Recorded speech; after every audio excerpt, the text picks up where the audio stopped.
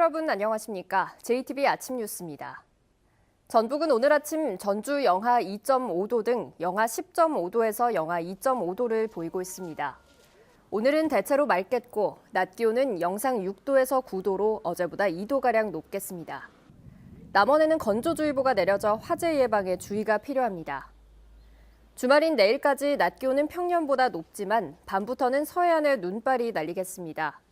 또 모레 새벽 기온이 다시 크게 떨어지면서 대부분 지역으로 눈이 확대돼 월요일 오전까지 이어질 것으로 예상됩니다.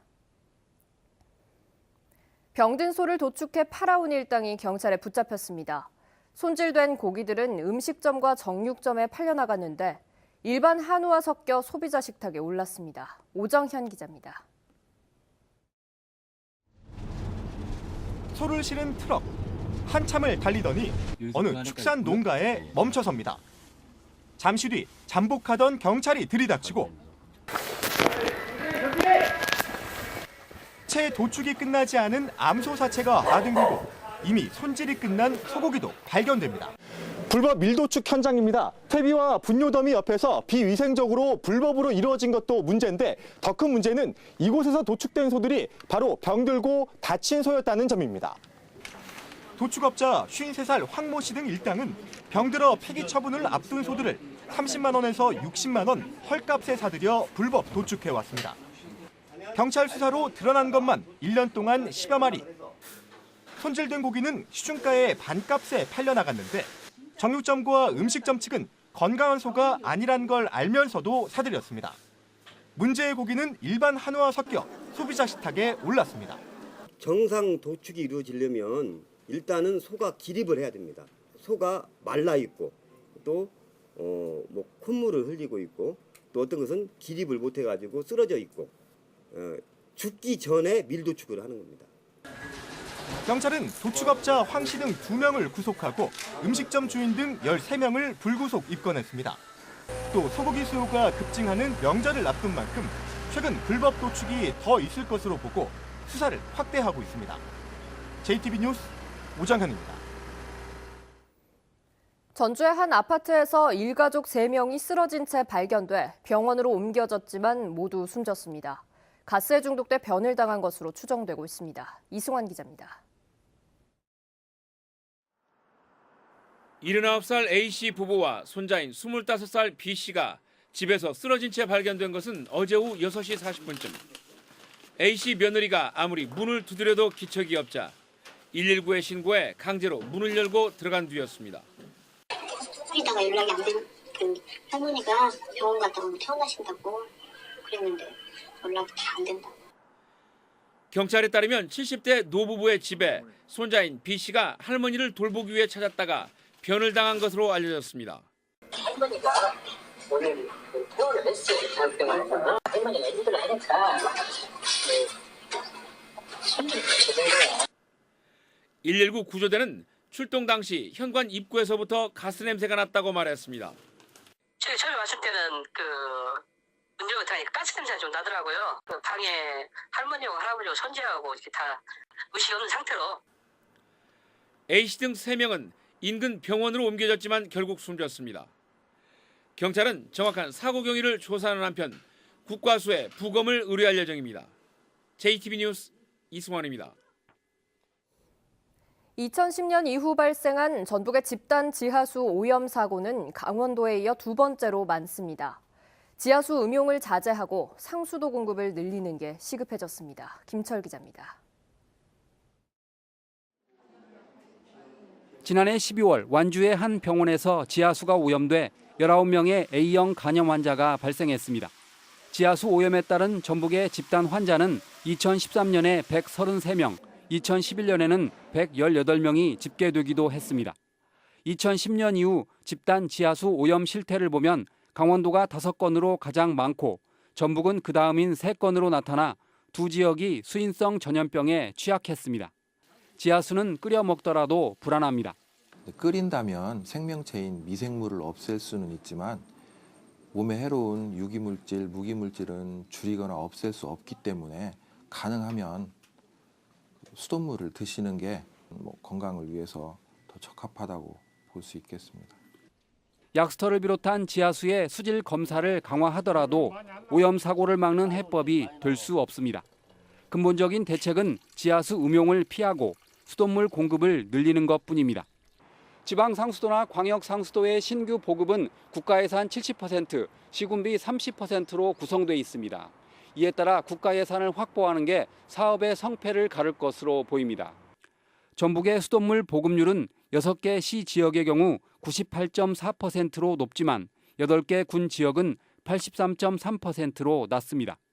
8개 군 지역이 더 많은 지하수 오염에 노출된 만큼 해당 시군은 적극적으로 국가 예산을 확보해 수돗물 공급을 늘려야 합니다. JTB 뉴스 김철우입니다.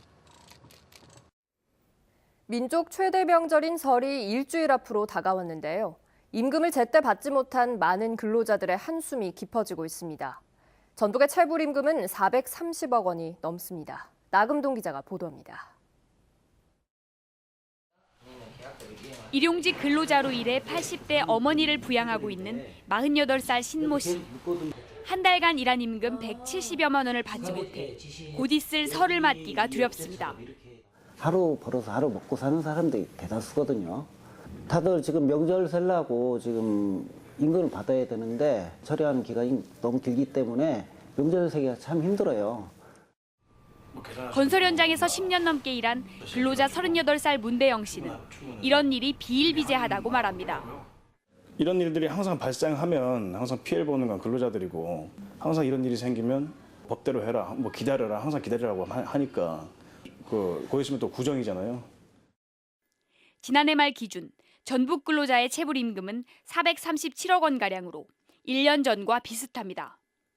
업종별로는 제조업이 41%가량으로 가장 많았고 건설업 약 16%, 도소매업 약 9% 순이었습니다.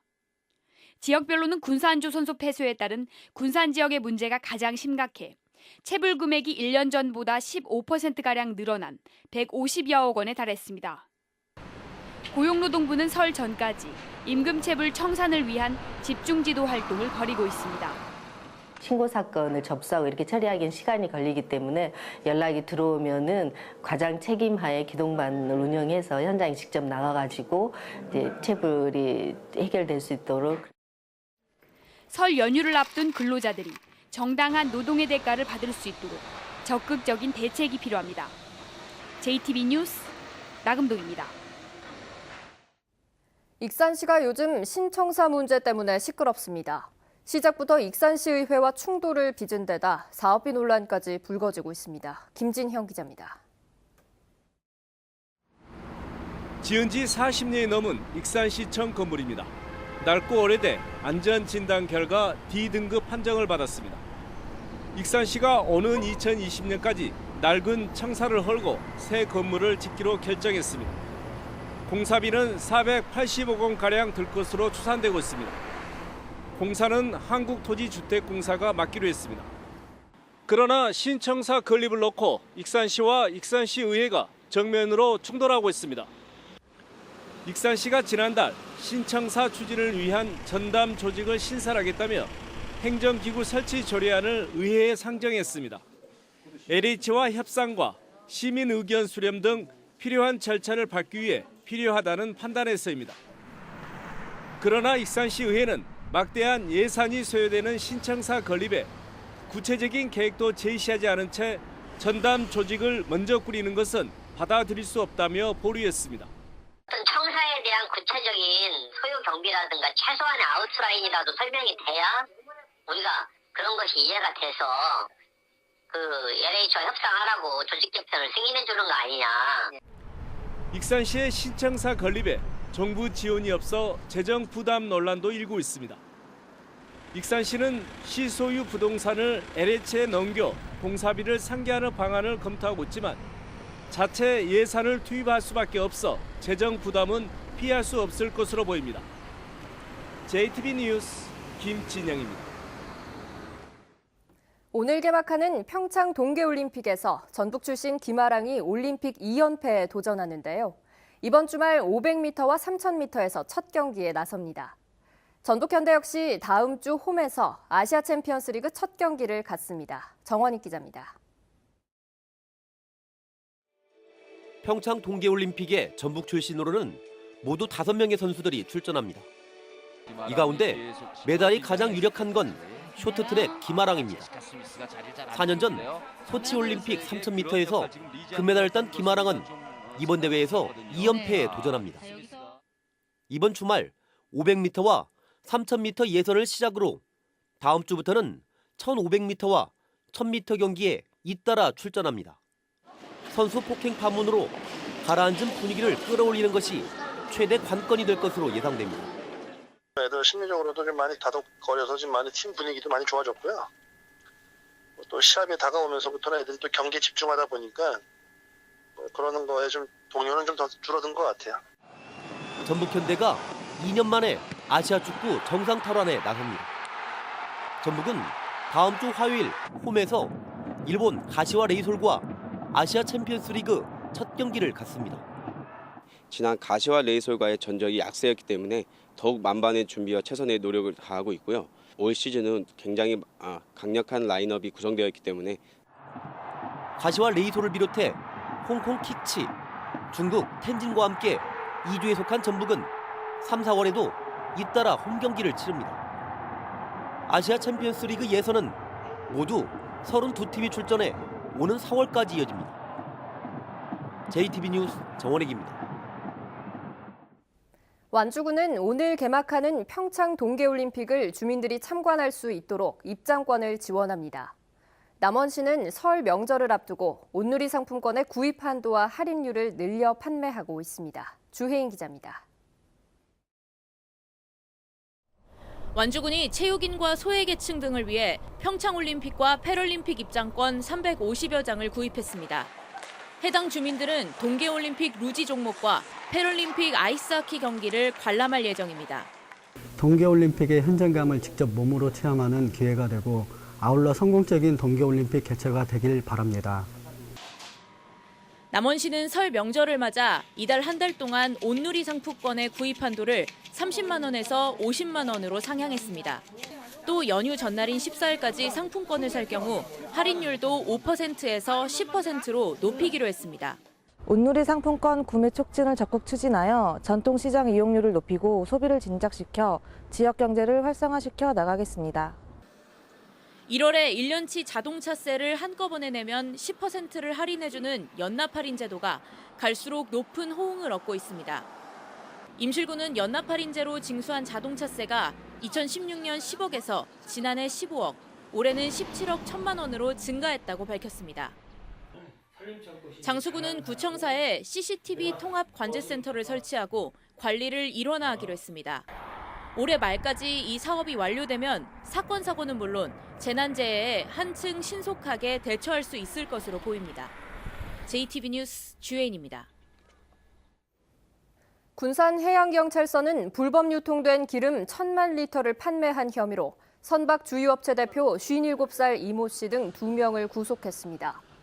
이들은 최근 2년 동안 유통 과정에서 빼돌려진 기름 1,000만 리터, 56억 원어치를 사들인 뒤 정상적인 기름으로 속여 골재 채취업체 5곳에 72억 원에 판매한 혐의를 받고 있습니다. 알겠습니다. 최대한 빨리 와주세요. JTB 아침 뉴스를 마칩니다. 함께해 주신 여러분 고맙습니다.